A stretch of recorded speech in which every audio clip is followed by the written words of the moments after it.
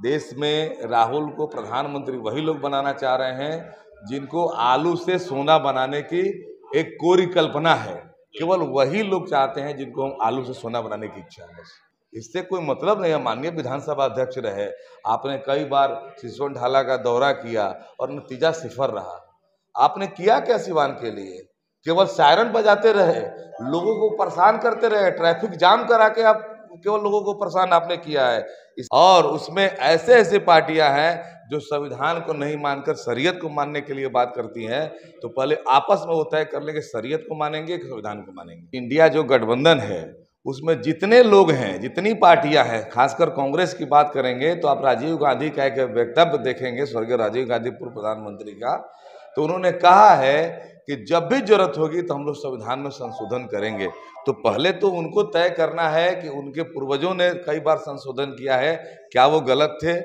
एक तरफ नरेंद्र मोदी के नेतृत्व में तीसरी बार सरकार बनाने के लिए पूरे मतदाता गोलबंद हैं, तो दूसरी तरफ संविधान बचाने की नाटक करने वाली इंडी और घमंडिया गठबंधन के लोग चल रहे हैं। भारतीय जनता पार्टी के सिवान के वरिष्ठ नेता और सिवान सदर विधानसभा क्षेत्र के पूर्व प्रत्याशी भाई देवेंद्र गुप्ता जी आज मेरे साथ हैं और सिवान की राजनीति पर चर्चा करेंगे और जानने का प्रयास करेंगे कि आखिर सिवान की स्थिति क्या है और सिवान में किस प्रकार का माहौल बन रहा है। बहुत बहुत स्वागत, बहुत वंदन। नमस्कार आपके सभी श्रोता और देखने वालों को जय श्री राम। जय जय जय जय जय जय सीताराम। क्या स्थिति रहेगी सिवान में? बड़ी गहमा गहमी है। लोग कह रहे हैं कि निर्दलीय इस बार सिवान का खेल बिगाड़ देगा। देखिए, देश में दो प्रकार के चुनाव हो रहे हैं, दो प्रकार के विचारधारा के लोग हैं। एक तरफ नरेंद्र मोदी के नेतृत्व में तीसरी बार सरकार बनाने के लिए पूरे मतदाता गोलबंद हैं, तो दूसरी तरफ संविधान बचाने की नाटक करने वाली इंडी और घमंडिया गठबंधन के लोग चल रहे हैं।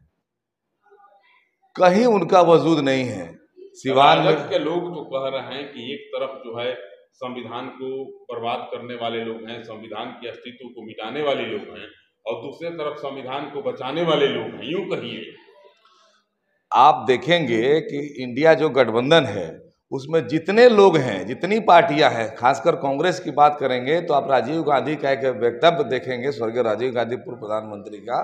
तो उन्होंने कहा है कि जब भी जरूरत होगी तो हम लोग संविधान में संशोधन करेंगे। तो पहले तो उनको तय करना है कि उनके पूर्वजों ने कई बार संशोधन किया है, क्या वो गलत थे? और वो गलत थे तो ये सही कैसे हो गए? और उसमें ऐसे ऐसे पार्टियां हैं जो संविधान को नहीं मानकर शरीयत को मानने के लिए बात करती हैं। तो पहले आपस में वो तय कर लेंगे शरीयत को मानेंगे कि संविधान को मानेंगे। सिवान में क्या चल रहा है? सिवान में एनडीए मजबूती के साथ चुनाव लड़ रहा है और मुझे पूर्ण विश्वास है कि सिवान के लोग फिर से एक बार मोदी सरकार बनाने के लिए विजय लक्ष्मी कुशवाहा जी के पक्ष में अपार जन समर्थन के साथ, अपार जन समूह के साथ अपना बहुमत देंगे और उनके यहाँ से विजयी बनाकर दिल्ली भेजेंगे। बड़े बड़े दिग्गज मैदान में हैं। साहबुद्दीन साहब की पत्नी है ना साहब भी निर्दलीय चुनाव लड़ रही हैं। विधानसभा के पूर्व अध्यक्ष और बिहारी चौधरी जी भी यहाँ से चुनाव लड़ रहे हैं। क्या असर पड़ेगा? ये आपस में तय करेंगे कि हमें 2 नंबर किसको रहना है, 3 नंबर किसको रहना है। अभी आपने एक और निर्दलीय का नाम नहीं लिया, कहीं ना कहीं वो भी अपनी लड़ाई बनाने का प्रयास कर रहे हैं। जिस वर्ग से वो आते हैं, माननीय विधानसभा अध्यक्ष जी जो प्रोटोकॉल रहे हैं, तो वो प्रोटोकॉल उन पर भारी पड़ने वाला, उनके समाज के ही लोग, नौजवान जो लड़के हैं, वो दूसरे तरफ जाने के लिए आतुर हैं और बेचैन हैं और उत्साहित हैं। प्रोटोकॉल तो कोई गलत बात है नहीं।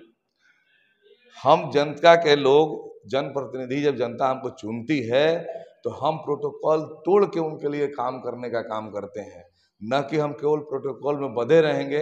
हम प्रधानमंत्री बन जाए और जनता का कोई काम न करें, इससे कोई मतलब नहीं है। माननीय विधानसभा अध्यक्ष रहे, आपने कई बार सिसवन ढाला का दौरा किया और नतीजा सिफर रहा।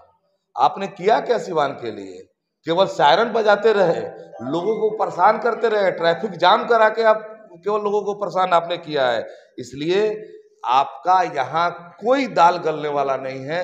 लोग आपको भली भांति समझ चुके हैं कि आप मीठी मीठी बात करके केवल आप लोगों को बरगलाया है और अपने अपने परिवार का विकास किया है।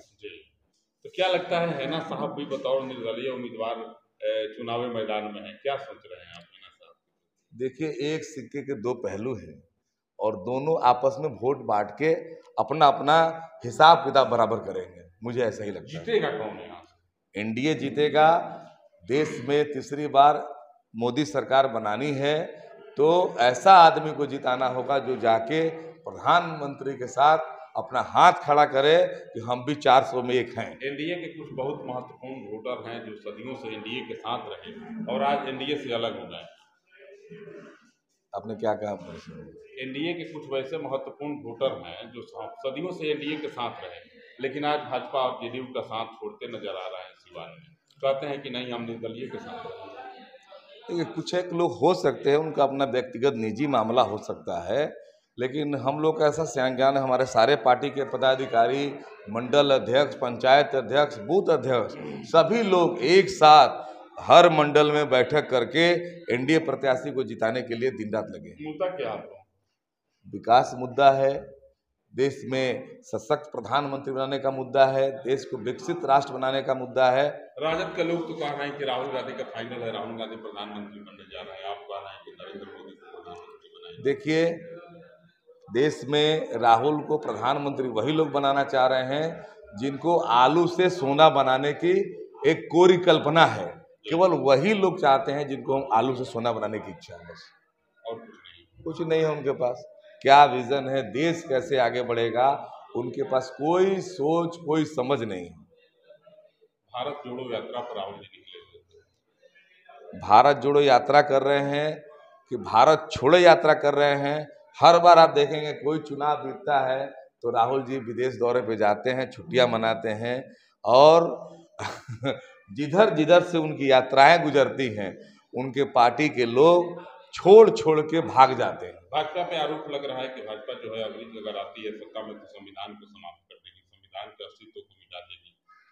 देखिए, संविधान के रक्षक केवल और केवल भारतीय जनता पार्टी है। राहुल गांधी के दादी स्वर्गीय इंदिरा गांधी ने देश में आपातकाल लाके काला कानून ला दिया, जिसमें आप जैसे पत्रकार को यहाँ बात करने की आज़ादी नहीं थी, तो उन्होंने संविधान को खतरा में डाला था। कांग्रेस के लोग ने संविधान को खतरा में डाला था।